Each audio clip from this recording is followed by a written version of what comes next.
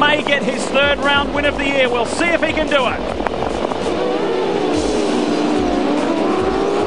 Fairly even start, but look at Whitcomb and look at Rick Kelly.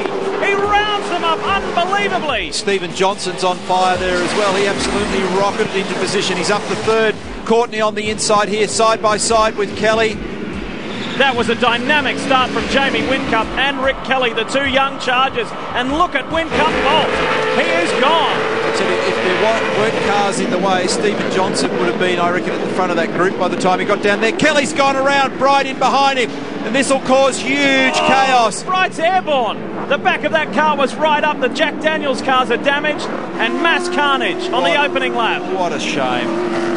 Absolute shame. This will be a safety car. A lot of damage on Kelly's car. Stephen Richards involved as well in the Jack Daniels Holden. And Jason Bright.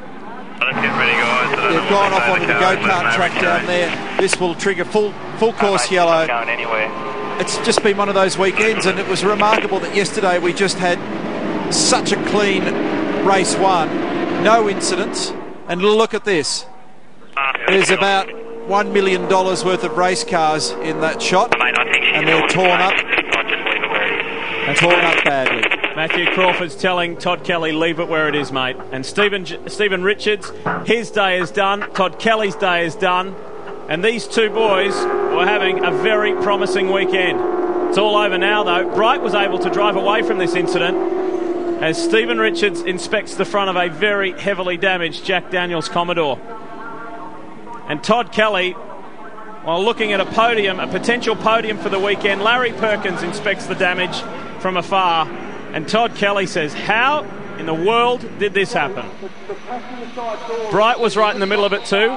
He was up. And he was complaining on the radio before the start of a misfire with this car. Zinger replay. Let's see if we can unravel this. Bright's up the inside of Ingle. That tap turns Kelly around, and watch this. Yeah, I think that it just looked like Jason touched the back of Todd there, and then it triggered the massive concertina. It ran back 5 and 6 cars. And Stephen Richards had absolutely nowhere to go. Here it is again. It was actually, it looked like Ingle may have contacted Kelly first. It wasn't a heavy hit, but it was enough to unweight the back of that car and turn him around. And in comes Stephen Richards driving behind Bright. Well, Russell was on the radio talking to Barry Hay, and he said, I had no contact with anybody.